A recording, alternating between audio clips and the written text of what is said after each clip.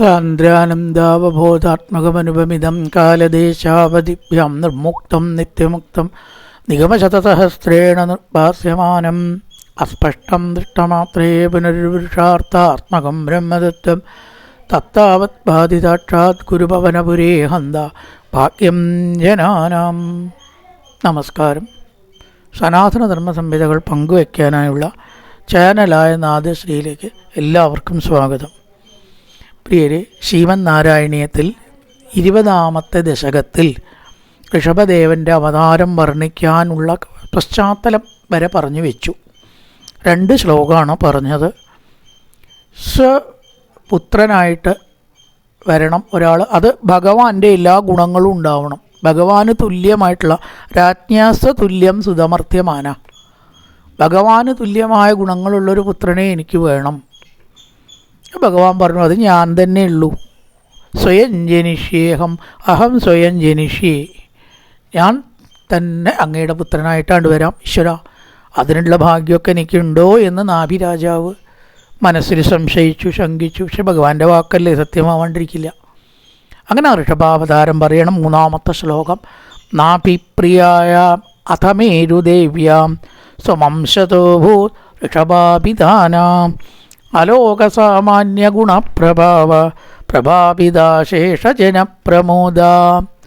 ഉപജാതി എന്ന വൃത്താണ് കേട്ടോ ഈ ദശകത്തിൽ പറയണത്. നാഭിപ്രിയായ അഥമേരുദേവ്യാം ത്വമംശതോ ഭൂത് ഋഷഭാഭിധാന. ഇതാണ് ഉപജാതിയുടെ ഒരു രീതി. അപ്പം ഇവിടെ പറയണം, നാഭി എന്ന രാജാവിന് തൻ്റെ പ്രിയയായ മേരുദേവിയിൽ, മേരുദേവിയാണ് പത്നി, മേരുദേവി, പേര് മേരു, ദേവിയിൽ, നാഭി പ്രിയായ അഥ മേരുദേവ്യാം, ദേവിയിൽ, ത്വം അംശതോ ഭൂത് ഋഷഭാഭിധാന, ത്വം അംശത ഋഷഭാഭിധാന ഭൂത്, അങ്ങ് അംശം കൊണ്ട് ഋഷഭൻ എന്ന പേരിൽ ഉണ്ടായി അവതരിച്ചു. ഭൂത് എന്നാണ് ക്രിയ. അംശ കൊണ്ട് അഭൂ, അവതരിച്ചു. അവതാരങ്ങൾ പലതരത്തിലുണ്ട് എന്നാണ്. അംശാവതാരം, ഇതൊരു അംശാവതാരമാണ്. പൂർണ്ണ അവതാരമാണ് കൃഷ്ണൻ. കൃഷ്ണനും വിഷ്ണു രണ്ടല്ല എന്നാണ്. പൂർണ്ണ ശക്തി കൃഷ്ണനുണ്ട്. അതിന് പല പ്രമാണങ്ങളും ഉണ്ട് അങ്ങനെയാണ് എന്നതിന്. അതൊന്നൊക്കെ ഇപ്പോൾ ഇവിടെ പോകുന്നില്ല. അത് പൂർണ്ണ അവതാരമാണ്. എന്തുകൊണ്ട് ചോദിക്കുകയാണെങ്കിൽ വ്യക്തമായ കാരണമുണ്ട്. പിന്നെ അംശാവതാരമുണ്ട്. ഒരു തരത്തിൽ നമ്മളെല്ലാം ഈശ്വരാംശം ഉൾക്കൊള്ളുന്നവരാണെന്നാണ്. ആരും ഈശ്വരാംശം ഇല്ലാത്തവരില്ല. അളവുകൾ മാറും. പെറുമ്പിൽ ഈശ്വരാംശം ഉണ്ട് എന്ന് പറയാം, തെറ്റൊന്നുമല്ല. കാരണം എവിടെയോ കിടക്കണ നെയ്യിൻ്റെ പഞ്ചസാര ആ എറുമ്പ് എങ്ങനെ അറിയണം? നമുക്കറിയാൻ പറ്റുന്നില്ല. അപ്പോൾ നമുക്കില്ലാത്തൊരു കഴിവ് ആ ജീവിക്ക് കൊടുത്തിരിക്കുന്നു ഭഗവാൻ. അപ്പം അതിൻ്റെ ഉള്ളിൽ ഈശ്വരാംശം ഉള്ളതുകൊണ്ടല്ലേ, അല്ലെങ്കിൽ അറിയോ? ചൈതന്യം പോയാൽ പിന്നെ ശക്തി അതിനുണ്ടാവുമോ? ശ്വാവ് മണം കൊണ്ട് ആളെ അറിയണു. ആലോചിച്ച് നോക്കൂ.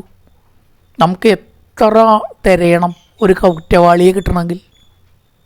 എന്തൊക്കെ തെളിവ് പരിശോധിക്കണം? എത്ര ഫോൺ കോളുകൾ നോക്കണു പോലീസ്? ശ്വാവ് അയാൾ അവിടെ ഉണ്ടെച്ചാൽ നേരെ മേലിൽ പോയിട്ട് ചവിട്ടി അവിടെ നിൽക്കും. പിന്നെ സംശയമൊന്നുമില്ല, കയ്യിൽ ആമം വയ്ക്കുക, കൊണ്ടുപോവുക. അതെല്ലാവർക്കും വിശ്വാസമാണ്, ബോധ്യമാണ്. തെറ്റില്ല ശ്വാവിന്. പഠിപ്പിച്ച നായകൾക്ക് ഒരിക്കലും തെറ്റില്ല എന്നാണ് പറയുക. അതിനറിയാം ആ മണം. ആര് പഠിപ്പിച്ചു ഈ ട്രെയിനിങ്? ആലോചിച്ച് നോക്കിയാൽ അതിലൊരു ഈശ്വരാംശമുണ്ട്. അതുകൊണ്ടാണ് നമ്മളിലുണ്ട്. നമ്മളാണ് ആ ഈശ്വരാംശത്തെ അറിയാതെ നാശാക്കി കളയണം. നമ്മളാണ് ബുദ്ധിയില്ലോരെന്ന് അഭിമാനിക്കണമെന്നേ ഉള്ളൂ. ഈശ്വരാംശമാണ് നമ്മളിലെന്ന് നമ്മൾ അറിയുന്നുണ്ടോ? അപ്പോൾ എല്ലാവരിലും ഈശ്വരാംശമുണ്ട്. അംശാവതാരം, അംശാവതാരം എന്നൊക്കെ പറയും അതിനെ. ഇപ്പോൾ ഈ വെളിച്ചപ്പാടിന് വാള് കയ്യിൽ കിട്ടിയാൽ ഉണ്ടാവണ ഒരു ആവേശം, അവതാരത്തിനെ ആവേശാവതാരം എന്നാണ് പറയുക. ഇനി നമ്മൾ കളിയാക്കി പുച്ഛിക്കുകയോ ചെയ്യേണ്ട ആവശ്യമില്ല. ആ സമയത്ത് പറയുന്ന വെളിപാടുകൾ പലപ്പോഴും ശരിയാവാറുണ്ട്. അനുഭവമാണത്. അപ്പം അത് ഭഗവതിയിലുള്ള ഭക്തിയും വിശ്വാസവും ഉപാസനയും ഉള്ള വെളിച്ചപ്പാടുകൾ പറഞ്ഞാൽ ഫലിക്കും. എന്തെങ്കിലും കാട്ടിക്കൂട്ടല്ല. കാരണം അത് ഈശ്വരൻ്റെ അരുളിപ്പാടായിട്ടാണ് പണ്ട് കണക്കാക്കിയിരുന്നത്. അതൊരു തരം അവതാരമാണ്. അപ്പം എല്ലാ രീതിയിലും ഈ പല രീതിയിലാണ് കാണുന്നത്. ഇവിടെ അംശതോഭൂത് ഋഷഭാഭിധാന, അംശം കൊണ്ട് ഋഷഭൻ എന്ന പേരിൽ ഋഷഭ ഇതി നാമ ചകാര, ഋഷഭൻ എന്ന് ഈ നാഭിരാജാവ് കുട്ടിക്ക് പേരിട്ടു. എന്താർത്ഥം? ഋഷഭൻ എന്ന് പറഞ്ഞാൽ പല അർത്ഥമുണ്ട് കേട്ടോ. കാള എന്നൊരർത്ഥമുണ്ട്. ഇവിടെ ശ്രേഷ്ഠൻ എന്നൊരർത്ഥമുണ്ട്. ശ്രേഷ്ഠൻ, ഈശ്വരാംശാവുമ്പോൾ ഇനി ശ്രേഷ്ഠതയ്ക്ക് വേറൊന്നും വേണ്ടല്ലോ. സ്വതുല്യം സുതം, തനിക്ക് ഈശ്വരന് തുല്യമായിട്ടുള്ള ഗുണമുള്ളവനായതുകൊണ്ട് ഋഷഭൻ എന്ന് പേരുണ്ടാവട്ടെ. ഇതൊന്നും നമ്മൾ സാധാരണ കേൾക്കാത്ത പേരല്ലേ. ഋഷഭൻ കേട്ടിട്ടില്ല. ഋഷഭ വാര്യർ, ഋഷഭ നമ്പൂരി എന്നൊന്നും. അപ്പോൾ പല പേരുകൾക്കും പണ്ട് അധികം കേൾക്കാത്ത പേരാണ്. അപ്പം എന്തായാലും എങ്ങനെയായിരുന്നു ആ പേരിടാനുള്ള കാരണം? അലോകസാമാന്യ ഗുണപ്രഭാവ പ്രഭാവിത അശേഷജന പ്രമോദ. വെറുതെ എല്ലാ പേരിട്ടത് എല്ലാവർക്കും ആനന്ദം കൊടുത്തുകൊണ്ടാണ് ഈ കുട്ടി വളർന്നത്. പ്രസവിച്ചപ്പോൾ തന്നെ ആൾക്കാർ പറയാൻ തുടങ്ങി, നാഭിരാജാവിന് ഒരു ഉണ്ണി ഉണ്ടായിട്ടുണ്ടാവും, ഇങ്ങനെ ഒരു ഉണ്ണിയെ കണ്ടിട്ടില്ല കേട്ടോ, ഒന്ന് കാണാൻ പോവുക, ഒന്ന് പോവുക, ഇത്ര തിരക്കുണ്ടെങ്കിൽ ആ ഉണ്ണിയെ കണ്ടിട്ട് മതി, ബാക്കി ഇങ്ങനെ പോവുക ആൾക്കാർ.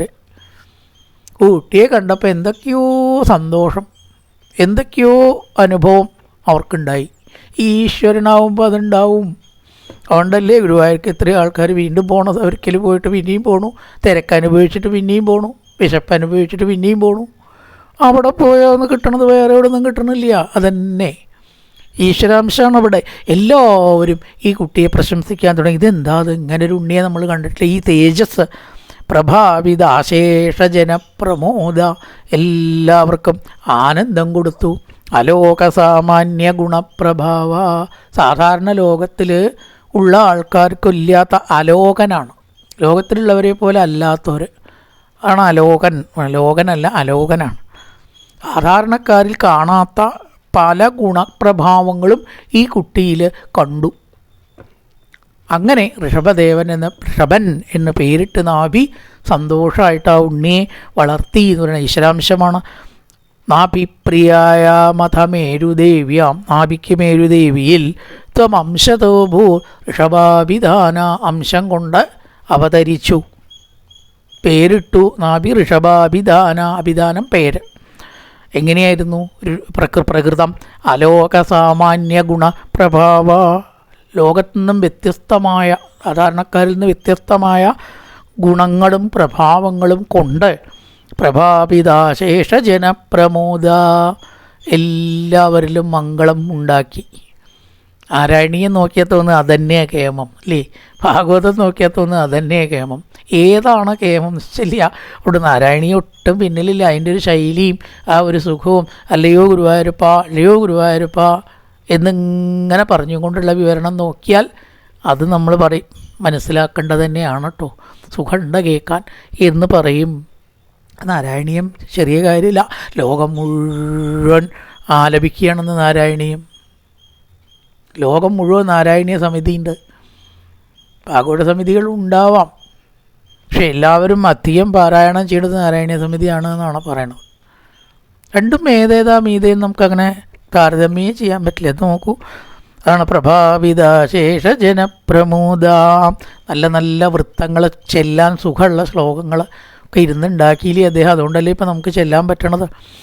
അടുത്ത ശ്ലോകം, ത്വയി ത്രിലോകീ പൃഥിരാജ്യഭാരം നിധായ നാഭി സകമേരുദേവ്യാ തപോവനം പ്രാപ്യ ഭവൻ നിഷേവി ഗതക്കിലാനന്ദപദം പദന്തേ. ഇങ്ങനെ ചെല്ലാൻ നാരായണീയെ പറ്റുള്ളൂ. അതാണ് നാരായണീയ എല്ലാവർക്കും ഇഷ്ടമാണ്. സുഖമായിട്ട് ഇങ്ങനെ ചെല്ലാം. അറ്റമൊക്കെ അനുഷ്ടുപ്പ് ആ ജാതിയിലെ വൃത്തങ്ങൾ, കാരണം അതിന് അത്രേ അത് പറ്റുള്ളൂ. മന്ത്രശക്തി അതിനോ കൂടുമെന്ന് പറയുന്നുണ്ട് ചിലർ. ഇതൊരു പ്രത്യേക വിധമാണ്, ഇതിൻ്റെ സുഖം ഒന്ന് വേറെയാണ്. ഇപ്പം ഇവിടെ പറയണത് എന്താ? നാഭി ത്രിലോകി പ്രതി ത്വയി രാജ്യഭാരം നിധായ. ഈ ഉണ്ടായിട്ടുള്ള ഉണ്ണി വലുതായി പ്രായപൂർത്തി വന്നു, എല്ലാറ്റിനും കഴിവുണ്ട്. നാഭി വിചാരിച്ചു തൻ്റെ കീർത്തി 10 മടങ്ങ് ഈ കുട്ടി വർദ്ധിപ്പിക്കും. അത്ര അച്ഛനെ തോൽപ്പിക്കണം എന്ന് പറയും പണ്ടൊരു സുഭാഷിതത്തിൽ. അച്ഛനെ എങ്ങനെ തോൽപ്പിക്കുക?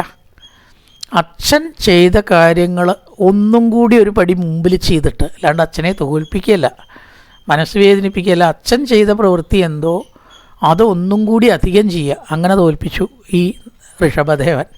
ഇപ്പം എന്ത് ചെയ്തു? ഇപ്പം രാജ്യം ഭരിക്കട്ടെ, ഇനിയിപ്പോൾ താനെന്തിനാ ഈ വയസ്സുകാലത്ത് ഇതിനൊക്കെ നിൽക്കണം? വിശ്വസ്തനായിട്ടുള്ള തൻ്റെ മകനെ രാജ്യമാണ്ട് ഏൽപ്പിച്ചു. അതുകൊണ്ടൊരു കുഴപ്പം പറ്റിയതുമില്ല. തൊയ് ത്രിലോകി പ്രതിരാജ്യഭാരം. ആരിലാണ് ഏൽപ്പിച്ചത്? 3 ലോകം നോക്കി നടത്തുന്ന ആളാണേ ഭഗവാൻ. 3 ലോകം എന്ന് പറഞ്ഞാൽ 14 ലോകവും പെടുകയിൽ. 3 ലോകവും 14 ലോകവും ഒന്നാണ്. 3 ഗ്രൂപ്പാക്കിയിരിക്കുകയാണ് 14 ലോകത്തിന്. ഒന്നെ അത്. ഈ 14 ലോകത്തെ ഭരിക്കാൻ യാതൊരു പ്രയാസവും ഇല്ലാത്ത ആളെയാ ചെറിയൊരു രാജ്യം അദ്ദേഹത്തിന് വല്ല പ്രശ്നമാവുമോ ഏൽപ്പിച്ചത്? ത്രിലോകി പ്രതിത്വയി, 3 ലോകവും ഭരിക്കുന്ന അലോകസാമാന്യ ഗുണപ്രഭാവാന്ന് നേരത്തെ പറഞ്ഞു. അങ്ങനെയുള്ളവനിൽ രാജ്യം നിധായ. ഉണ്ണി, ഇനി നീ രാജ്യം ഭരിക്കുക, ഞാൻ കാട്ടു പോവാ. പണ്ടൊക്കെ അങ്ങനെ കുറേ കഴിഞ്ഞാൽ ഈ പ്രപഞ്ചനാട് മാറും. ഈ സംഘർഷവും സഹിച്ചും കൊണ്ട് നാട്ടിലിരിക്കലല്ലോ വേണ്ടത്. രാജ്യം നിധായ എന്ത് ചെയ്തു? വാനപ്രസ്ഥാണ്. മേരുദേവ്യാം സഹ തപോവനം പ്രാപ്യ. പണ്ട് പത്നിയോട് കൂടിയിട്ട് കാട്ടിലേക്ക് പോവും, പ്രപഞ്ചത്തിൽ നിന്നൊക്കെ വിട്ട ഈശ്വരകാര്യം അനുഷ്ഠിക്കുക. ഇന്ന് മനസ്സുകൊണ്ട് അങ്ങനെ ആവാനേ പറ്റൂ, അങ്ങനെ പാടുള്ളൂ. കാരണം കാടന്നെ ഇല്ല. കാട്ടിൽ കയറി അവിടെ ഫോറസ്റ്റുകാർ ചോദിക്കുന്നത് എന്താ അവിടെയെന്ന്, നാട്ടിലേക്ക് ഓടിച്ചു വിടും. ഇപ്പം പണ്ടത്തെ സാഹചര്യമല്ല ഇന്ന്. അതുകൊണ്ട് എന്ത് ചെയ്യാം? മനസ്സുകൊണ്ട് അങ്ങനെ ആവുക. ഉച്ച കഴിഞ്ഞാൽ മക്കൾ കാര്യങ്ങൾ നോക്കട്ടെ എന്ന് വിചാരിച്ച് സപ്താഹോ ഭാഗവത സമിതിയോ സത്സംഗോ തീർത്ഥയാത്രയൊക്കെ ആയിട്ട് അങ്ങോട്ട് അതിലേക്ക് ഒതുങ്ങുക, താക്കോലൊക്കെ വയ്ക്കുക. മക്കൾ പ്രാപ്തിയായി അവർ നടത്തിക്കോളും. അവർക്ക് അണച്ചാൽ കുറച്ച് ഉത്സാഹം ഉണ്ടാവുകയും ചെയ്യും. നീയൊക്കെ ഞങ്ങളാണ് കാര്യക്കാരെന്ന് പറയുമ്പോഴേ അപ്പോൾ അവർ നോക്കട്ടെ. അത് വേണം. അതാണ് ജീവിതത്തിൻ്റെ ഒരു ശൈലി പണ്ട്. അപ്പോൾ കാട്ടിലേക്ക് പോവാൻ കഴിഞ്ഞില്ലെങ്കിൽ വേണ്ട, മനസ്സുകൊണ്ട് കാട്ടിൽ പോവാലോ, മനസ്സുകൊണ്ട് പ്രപഞ്ചം വിടുക. മേരുദേവ്യ സഹ തപോവനം പ്രാപ്യ. തപോവനം തപസ്സിൻ്റെ ലോകത്തിലേക്ക് പോയി. നാഭി ത്രിലോകീഭൃതി തൊയ്. 3 ലോകവും ഭരിക്കുന്ന ആളെ രാജ്യം ഏൽപ്പിച്ച പിന്നെ രാജ്യഭരണം നേരെ വേണ്ടിരിക്കുമോ? രാമൻ്റെ രാജ്യമൊക്കെ അങ്ങനെ തന്നെയല്ലേ? ത്രിലോകീഭൃതിയാണ് രാമൻ. അപ്പം മരണം ഇപ്പോൾ വേണ്ടെന്നുള്ളവർക്ക് മരണം കൂടി ഉണ്ടായില്ല രാമൻ്റെ കാലത്ത് എന്ന് പറയണു. രാമേ രാജൻ അധോക്ഷജേ മൃത്യു ന ആസീത് എന്ന് പറയണു. കാലൻ വരുമ്പോഴേ ഇതാ ഇപ്പയ്ക്ക് വരാൻ സൗകര്യമില്ല, താൻ 2 ദിവസം കഴിഞ്ഞിട്ട് പോവാന്ന് പറഞ്ഞാൽ കാലം തിരിച്ചു പോകുന്ന അത്ര പ്രഭാവം ഉണ്ടായിരുന്നു രാമരാജ്യത്തിന്. മൃത്യുശ്ച അനിച്ഛതാൻ നാസീത് രാമേ രാജന്യധോക്ഷജേ. രാമൻ രാജ്യം വരിപ്പോൾ കാലനടക്കം അവിടുത്തെ പ്രജകളെ കൊണ്ടുപോകാൻ രാമനോട് ചോദിക്കണം എന്നാണ്. അത് അലോകസാമാന്യ ഗുണപ്രഭാവനാവുക, ത്രിലോകം ഭരിക്കുക. യമനെ ഭരിക്കുന്ന ആളാണ്. പിന്നെ യമനെ കൊണ്ടുപോകാൻ പറ്റുമോ? ഇഷ്ടം പോലെ. യമനെ ഭരിക്കണത് ആരാ? ഈ ഭഗവാൻ അയാളെ ഇപ്പോൾ കൊണ്ടുപോണ്ട എന്ന് പറയാൻ പിട്ടിപ്പാടുണ്ട്, ഗട്ട്സ് ഉണ്ട് ഭഗവാന്. ത്വയി ത്രിലോകീ പ്രതിരാജ്യഭാരം നിധായ നാഭി സഹമേരുദേവ്യ. മേരുദേവിയോട് കൂടിയിട്ട് അദ്ദേഹം തപോലോകത്തിലേക്കാണ് പോയി. പിന്നെയോ തപോവനം പ്രാപ്യ. ആ തപോവനത്തിൽ പോയിട്ട് എന്തുണ്ടായി? ഭവൻ നിഷേവി. ഈശ്വരസേവയിലാട് മുഴുകുകയാണ്, വേറൊരു കാര്യമില്ല. ഭവൻ നിഷേവി. നിഷേവ സേവ. ഷാ കൊണ്ടായി സായാക്കിയാൽ മതി, സേവിയാക്കിയ അർത്ഥം കിട്ടും. ഭവൻ നിഷേവി. ഒടുവിൽ എന്തുണ്ടായി? ഈശ്വരനെ ഭരിച്ചാൽ എന്താ ഉണ്ടാവുക? ഗതക്കിലാനന്ദപദം പദന്തേ. ഭഗവാനെ ഭരിച്ചിട്ട് സമ്പത്തുണ്ടായി, സ്വർണം നേടി. അതൊന്നും എവിടെയും പറഞ്ഞിട്ടില്ല. സമ്പത്ത്, സ്വർണം, ഭൂമി, കൃഷി ഇത് നേടിയെന്ന് പറഞ്ഞില്ല. ഭഗവാനെ ഭരിച്ചാൽ എന്താ ഉണ്ടാവുക? ഗത കിലാനന്ദപദം പദന്തേ. ഒന്നുണ്ടാവും, അതുറപ്പാ, ആനന്ദം, ദുഃഖമില്ലാത്ത അവസ്ഥ. തൻ്റെ ഇല്ലായ്മയെക്കുറിച്ച് ഖേദിക്കില്ല, ഒന്നിനെക്കുറിച്ചും ഖേദമില്ലാത്ത അവസ്ഥ. തപോവനം പ്രാപ്യ ഭവം നിഷേവി. തപോവനത്തിൽ പോയിട്ട് അങ്ങേ വിടാത്ത സേവിച്ചു. പ്രതിബന്ധങ്ങളുണ്ടാവാം, തടസ്സമുണ്ടാവാം. അതിനെയെല്ലാം അതിജീവിച്ചു കൊണ്ട് ഈശ്വര സേവയിൽ ഉറപ്പിച്ചു. അതുകൊണ്ട് എന്തുണ്ടായി?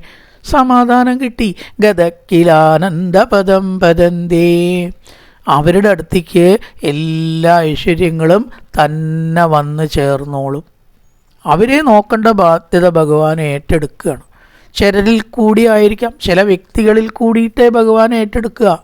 നേരിട്ട് വന്ന് ഏറ്റെടുക്കുമോ? അതില്ലല്ലോ. അങ്ങനൊരു രക്ഷ അവൻ ഏതെങ്കിലും പ്രകാരത്തിൽ ഭഗവാൻ കൊടുക്കും. അനാഥമാവില്ല. എത്ര താൻ ട്രാക്ക് തെറ്റിപ്പോയാലും അതിലേക്ക് ഭഗവാൻ കൊണ്ടുവന്ന് വിടും. അതാണ് രക്ഷാകർത്തൃത്വം എന്ന് പറയുന്നത്. ഭവക്കിലാനന്ദപദം പദന്തേ.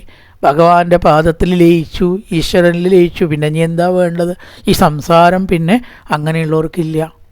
ത്വയി ത്രിലോകീ പൃഥിരാജ്യഭാരം നിധായ നാഭിസ്സഹമേരുദേവ്യ തപോവനം പ്രാപ്യ ഭവൻ നിഷേവി. അങ്ങേ സേവിച്ചുകൊണ്ട് ആനന്ദപദത്തിലെത്തി. ഗത കിലാനന്ദപദം പദന്തേ. നല്ലൊരു പ്രഭാതം എല്ലാവർക്കും ആശംസിച്ചുകൊണ്ട് നിർത്തുന്നു. നമസ്കാരം.